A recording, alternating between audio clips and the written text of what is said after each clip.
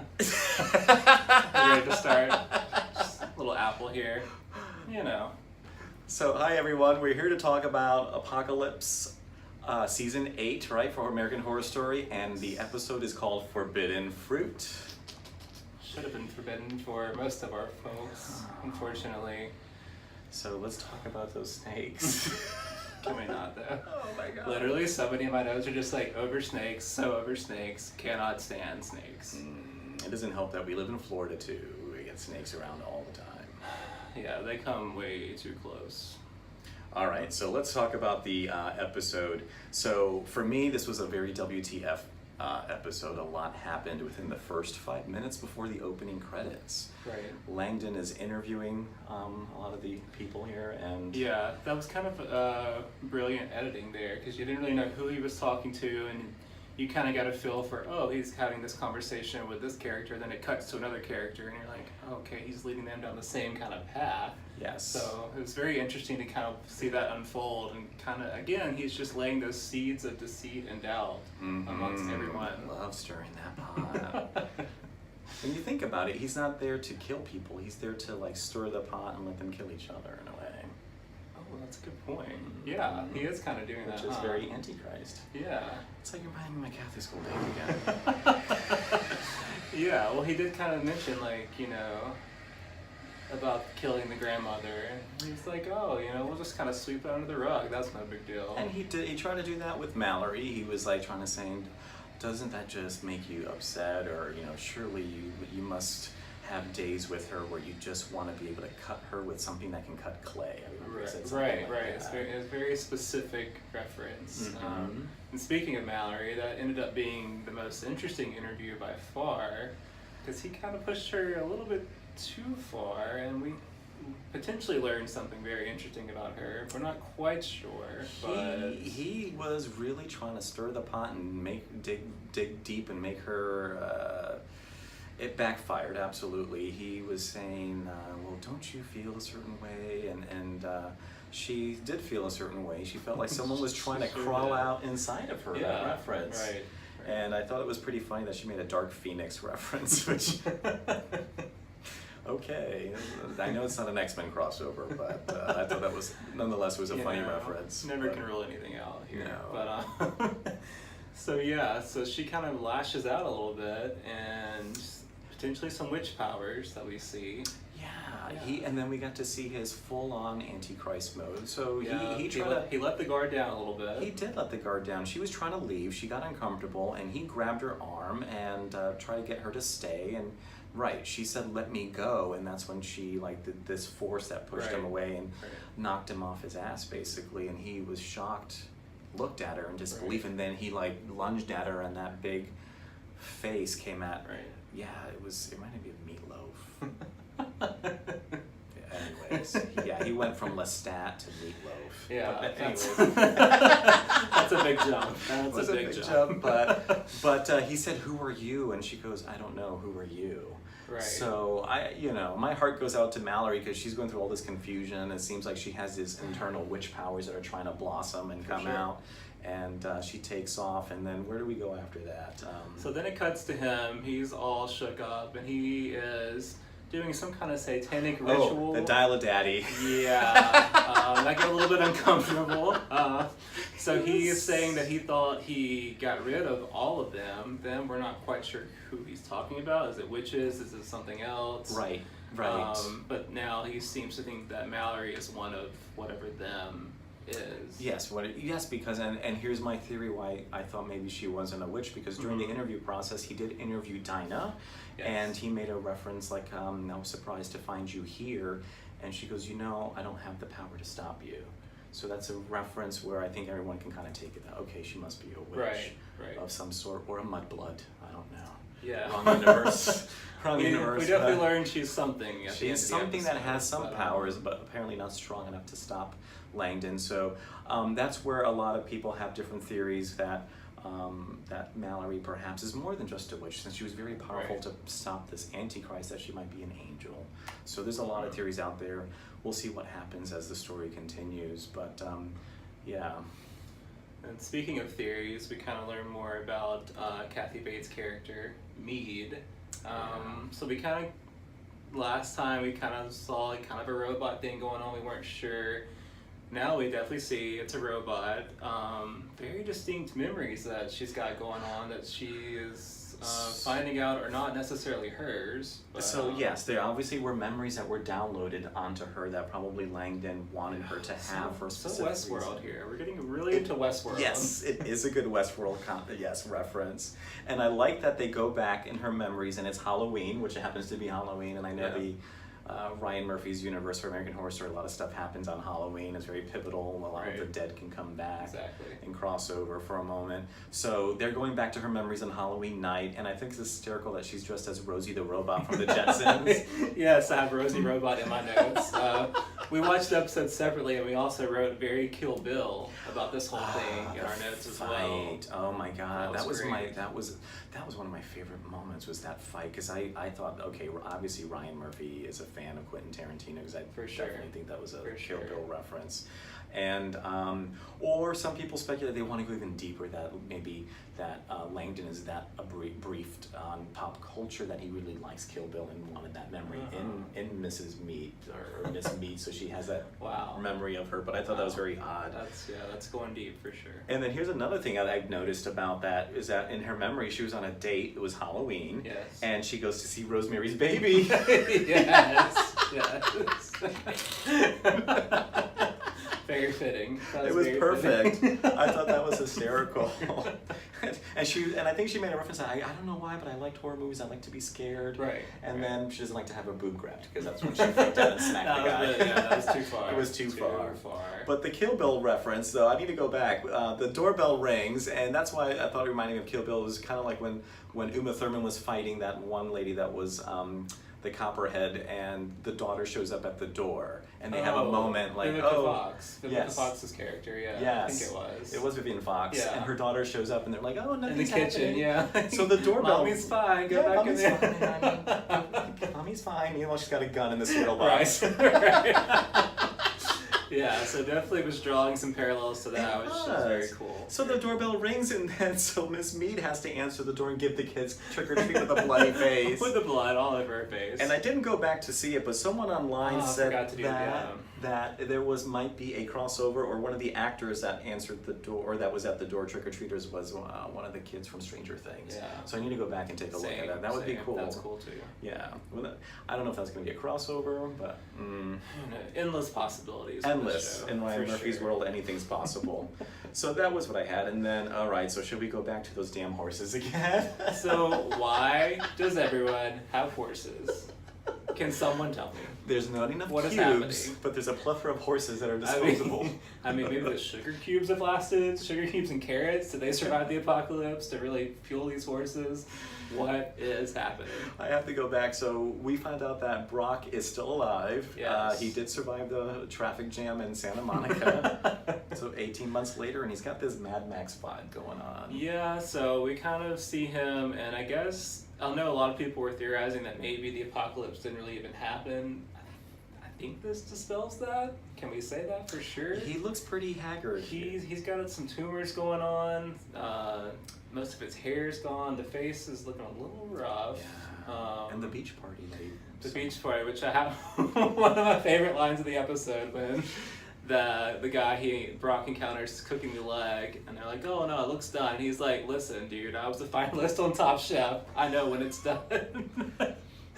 Just put some Old Bay on there. You know. So he takes care of them. So okay, what do we think? How far away do we think the outpost is from where he was? 18 months is a long time, but he's traveling on foot. He can be anywhere after 18 months, but Yeah. what about the timing of these horses happen to be going by, and he sees them and he hitches a ride and Right. uses them as a Trojan horse? With the apple delivery, of course. That's so bizarre. Yeah. Let's just send horses in a carriage and some apples to the outpost. That's so. Yeah. So we find out later in the episode why all that happened. Langdon turns out in control of everything, Mhm. but right place at the right time for Brock. So he uses this. So he kills. Did we ever get a name for her? A giant Amazon. I don't know if we ever got a name for her. Lord knows we wouldn't know. We can just call her Alice. Amazon Alice.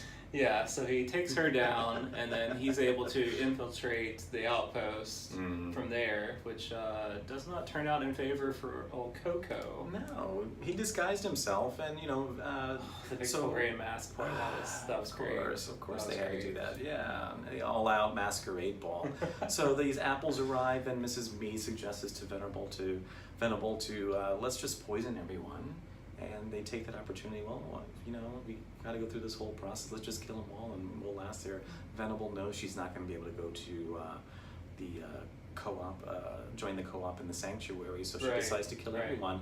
But Miss Mead introduced that idea, and they announced to everyone, we got these apples, abundant fruit. Let's celebrate, but let's have a masquerade ball in 2 days. She gave them 2 days to prepare. I do remember that. Yeah. And so I guess in that time, that's when Brock showed up and then disguised himself as one of the guests in a mask. And no one notices that Amazon Eve, or Alice, we're going to call her, is gone. But no, I guess Coco starts to dance with him and thought it might have been Langdon. Right, so she's putting her powers of seduction to use. Would that work on the Antichrist? Probably not anyway. I don't think. But it turns out it was actually not Langdon, it was old Brock.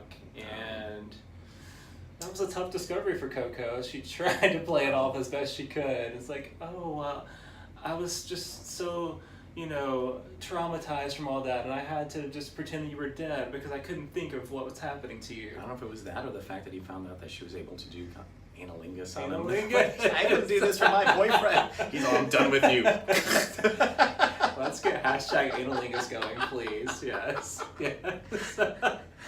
Yeah, so that resulted in a swift knife to the forehead for Coco. That was pretty dramatic. That was. I knew she wasn't getting out of there, but I was not expecting that. I can see a lot of memes coming out of that one. That was great.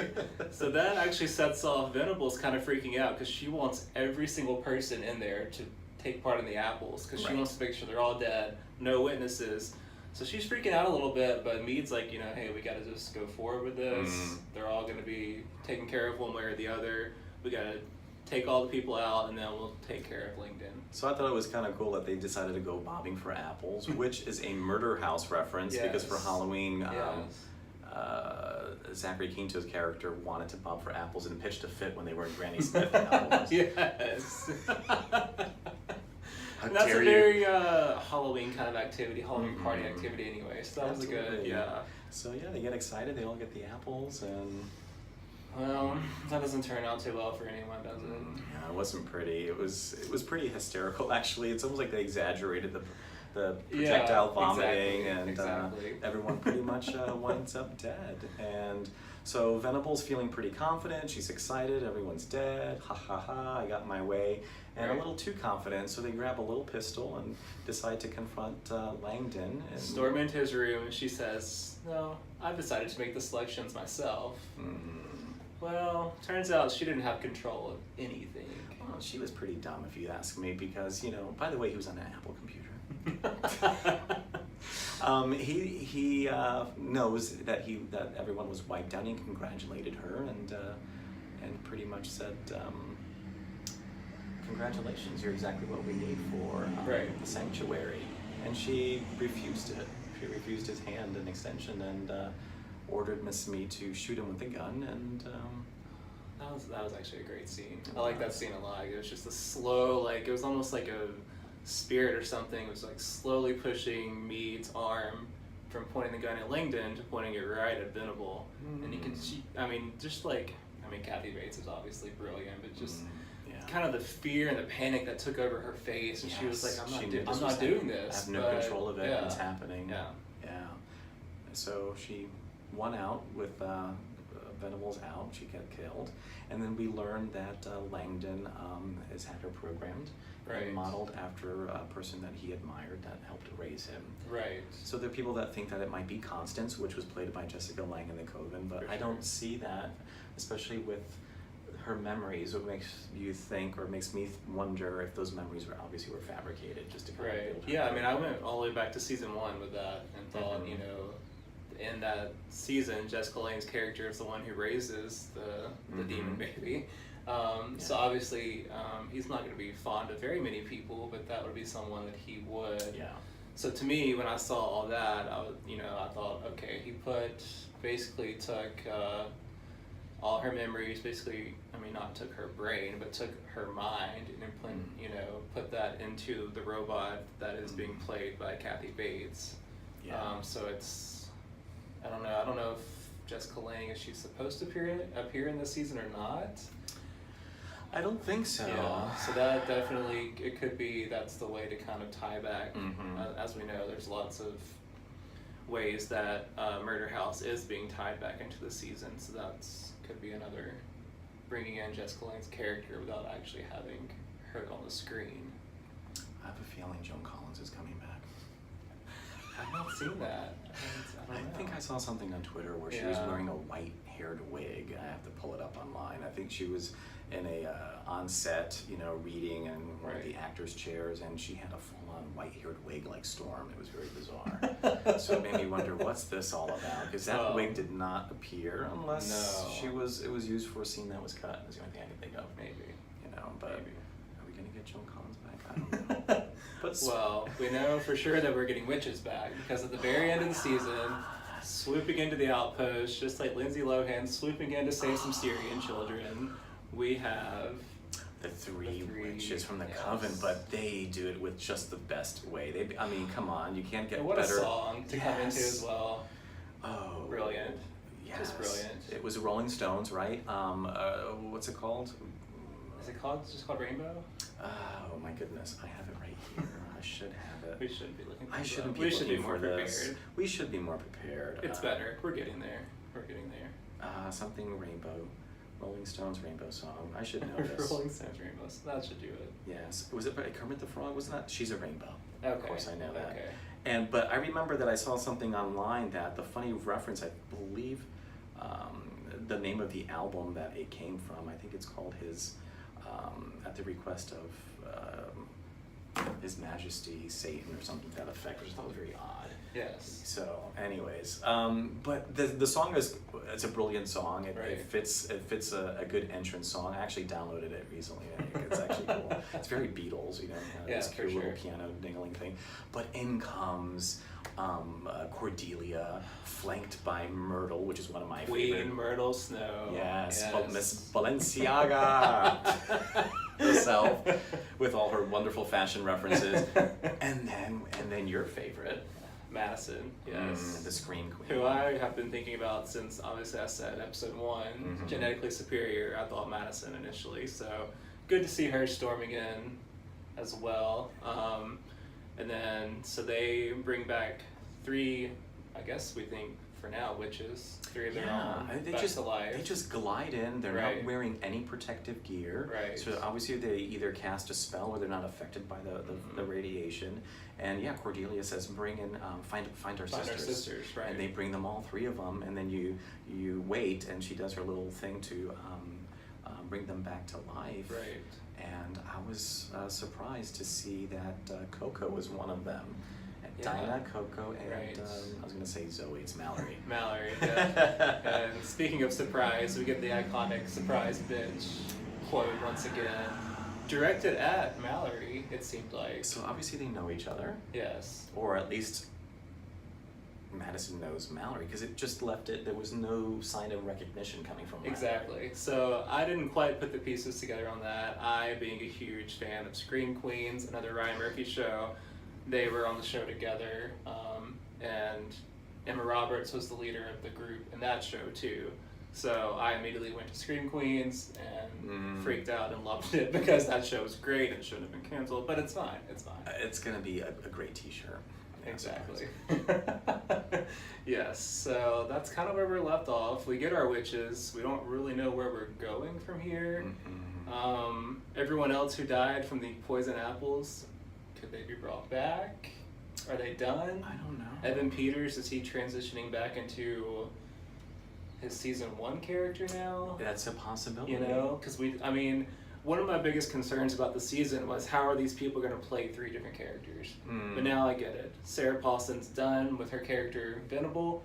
Now she's Recycled. Cordelia. Yeah. So that you're not having a kind of a Nutty Professor, where Eddie Murphy is everyone on screen at the same time. Yeah. So that's, which would be too much to keep a track that of. would be, I was concerned about that. So I liked how that played out. Mm-hmm. But again, you're kind of left with a lot of questions that get you excited. But which we'll find out soon with the next episode coming up. But obviously, obviously the Witches of the Coven are coming, and they make an entrance. And I have a sense, especially with the change of the song "She's a Rainbow," it's kind of lighthearted. It kind of shows their power. But I think they're pretty much there to save humanity. So I think it's going to be them against Langdon. So either they're going to try to convince Langdon to avert and change, or pull together a united front and utilizing Mallory's power for sure to stop him.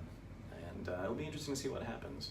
Other people in line thought that they were reincarnations of Misty Day, who's the other one, Zoe, and Queenie, which is, that's kind of a dumb obvious thing to think about. But I don't think in this universe they're all about reincarnation. I think they have the power of resurgence, but I don't know about reincarnation into something else. Right.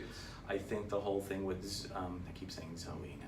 The whole thing with Mallory and feeling that something's coming. I think it's just about her powers blossoming or coming forth. And I think the whole thing with the recognition with Madison is that it's possibly that now that there's a crossover with the Scream Queens universe and Madison is a actress, that it could be that Mallory was one of her set assistants or an admin. True. She's the way she was with Coco. That's true. That's kind of how she spent her life before the apocalypse. It's definitely in that kind of assistant role. So maybe she bullied her and said, "Surprise! I'm gonna bully you some more." Could be, because she does like doing that. She did that with Zoe and Coven. Yeah, she plays that role very well for sure. Yeah. So, any favorite moments in that episode? There was quite a few for me. Quite a few, yeah. Just the whole, even though they may not be her actual memories, that whole kind of backstory and just the importance of Halloween to her and all the things that happen on Halloween throughout her whichever life that she has had implanted inside of her mind. I thought that was good. So you mentioned the opening interview scenes. I thought that was just a brilliant cut. Brilliant edit. Yeah, it's all, I think if you go back and rewatch it, I think it's, everyone's speech all creates one phrase. Yeah, it was just continuous, all these L cuts, so it was pretty brilliant. Right. To that point, I liked it when Coco assumed in that interview that she was going to automatically go to the sanctuary, move forward, and that she was evil and dark just because she was a bitchy, spoiled brat. But Langdon made a reference that that true darkness requires a certain depth of character. Right, she was much too shallow for that. Yeah, that was brilliant. Really checked her without even looking at her. It's like dismissed her. In true Lestat fashion. That's where it gets a Lestat. Exactly. So that was one of my favorite moments there. That was good. And obviously for me that, and I'll have to say the moment where Miss Mead was showing true badass, that she was forced to be reckoned with in that Kill Bill scene. For sure. And of course the witches showing up. Now some people think, and I don't want to believe this, but some people have theories out there that the witches show up because they're dead, and the night of Halloween is an opportunity for the dead to cross over, and they're there to revive the other girls. But I don't know. I mean, if you're a ghost, do you have the power of resurgence? So that just makes it kind of questionable. I want to believe they're alive. Yeah, that they survived. I know Ryan Murphy would take that down that path. I mean, you could see that. I don't necessarily want to go there this season. I don't either. But yeah, because I know that would obviously be another tie-in to the murder house. How, all those ghosts were trapped in the house because they died there. So the more I think about it, the more I could see that being the case. But I would really like to not go down that route. I don't want to go down that route because it seems like you've made a point. They're trapped there, just like the ghost of the Hotel Cortez were trapped to that location. Right. So unless the witches have more powers of transcendence that they can leave their location, I don't know. Yeah. We'll find out. We will. All right. Well, thanks you guys for watching. So don't forget to hit the subscribe button, and we'll see you soon. An apple a day kills you. That's really good. Bye, guys. See ya. That's awesome.